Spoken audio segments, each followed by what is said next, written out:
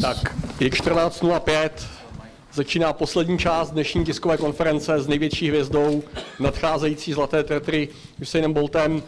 Před ním stojí nová zlatá tretra, což je modifikovaná trofej, když on v Manchesteru pověděl, že chce vybojovat tretru pro svého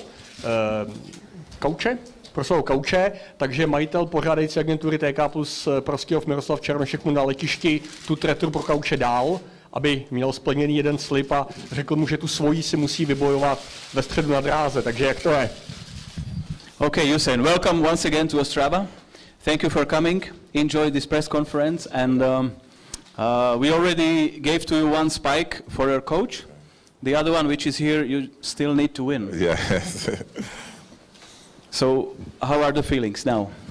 Aké sú pocity? Ešte musí vyhrať tú tretru, lebo tu má pre trénera, čo dostal. Well, I'm feeling good, and I'm liking the weather actually. So I'm just looking forward to and hoping tomorrow be like this. Takže zatiaľ sa cíti výborne. Počasie, ktoré teraz sa mu páči a verí, že to tak vydrží do zajtra. Tak po jeho projížďce ve rychlém sportovním voze jeden český deník napsal 100 po 4 vteřiny, tím mysleli zrychlení z 0 na 100. Jak on si myslí, že se dá rychle dosáhnout té 100? After you were driving at the airport with the car, and the car is having a maximum speed in 4 seconds. Is it something similar to your racing, about the 4 seconds? Well, yes. I get up to top speed really quick, and when I get going, I really get going. So I would say yes. Áno, je to podobné, tak ako aj ja, keď dosiahnem tú vysokú rýchlosť, tak je to naozaj veľmi rýchle. Takisto to auto veľmi rýchlo dosiahlo tú maximálnu rýchlosť, ktorou som išiel, to bolo tých 240 za 4 sekundy. Vaše otázky? Your question? Moja fronta.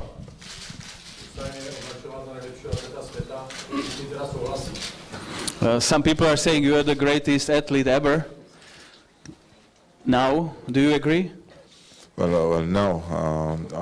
I'm one of, and I'm trying to be a legend. So I'm working on being the greatest athlete ever. So I'm working on that. Pracuje na tom, áno. Pracuje na tom projekte, aby sa stal legendou a bol jedným z tých najlepších v histórii. Ten projekt sa volá Projekt Bolt, ktorý vymysleli s manažerom.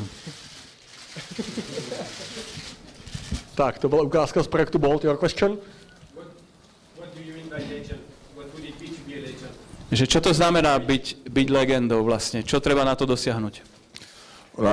I think just being on top every year, doing great things. I think breaking the 400 world record also would probably help.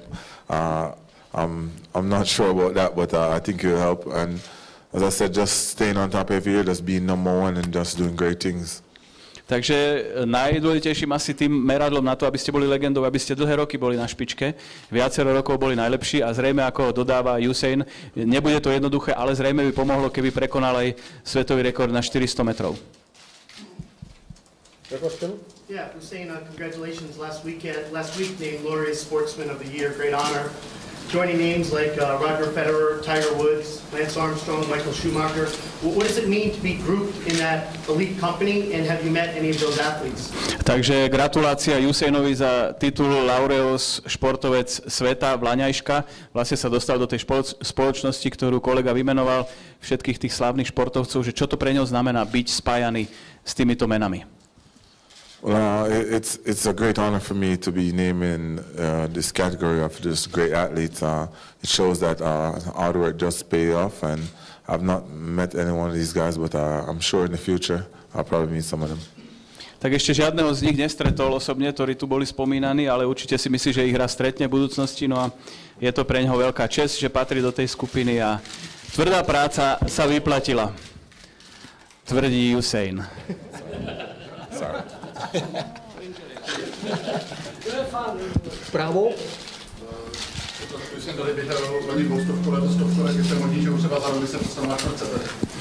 Usain, you ran here last year 200, this year 100. He's asking, not me, whether you can see a possibility to run next year here the 400. I don't know. We haven't decided what we're doing yet. Still in discussion. But I think if I do as well as I did in Beijing at the World Championships, then my coach probably would want me to run the 400 next season, but I don't really want to do it. Takže on sám príliš sa mu do toho nechce, do tej 400-ky, povedal nakoniec, ale určite, že ak sa mu podarí to dosiahnuť, čo dosiahol v Pekingu aj v Berlíne, tak sú dohodnutí s trénerom, že naozaj bude chcieť tréner od neho, aby sa venoval ďalší rok 400-ke, ale či to bude tu, to je ešte vo hviezdach. Otázka? I would like to know if he was disappointed by his 10 seconds last week in Toronto. Že či bol sklamaný z 10:00 v Toronte. I wouldn't say really disappointed because it was really wet and we had 2 fast starts and the rain was falling, so it kind of threw me off a little bit. But as a part of the day, as I said, you have bad days and you have good days, so I guess that's down for me as one of my bad days.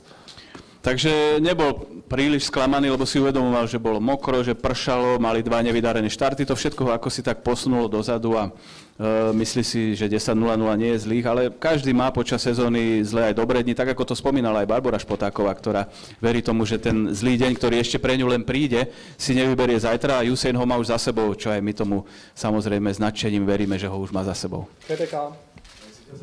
Objevily se zprávy nedávno, že nebude bojovat na 100 olympijské zlato, jestli to skutečně tak jasné, nebo... On to už potom aj vyvrátil, ale môžem sa o to znova opýtať. The question he saw in the media recently that you said that you will not try to defend your 100th title in London Olympics, but I think afterwards you immediately said it's not true, no? Yeah, it's not true. I never said that. Nikdy to nepovedal, nie je to pravda. Ding Sport. Včera Usain po tréninku si zahrál fotbal s dětmi. Já jsem se chtěl zeptat, jak si to užil a kolik by Manchester musel zaplatit, aby vyhrál. They saw you yesterday playing the soccer, and whether you enjoyed it to play soccer yesterday, and how much would need Manchester United to pay you to become the player of Manchester? Well, I really enjoy playing soccer. I like to mess around with football all the time when I get a chance to. But I don't know. I don't know the price. It would have to be a lot of money, I'm guessing, because I'm a world-class athlete, so I deserve to be paid. Je svetový atlet, takže si zaslúži byť dobre zaplatený, ale neviem, koľko by to bolo, ale bolo by to určite veľmi veľa. A páčilo sa mu to, lebo vždy si rád zahrá futbal, keď sa dá. Myslím si, že jeho tréner má z toho obavy, z tých jeho futbalov.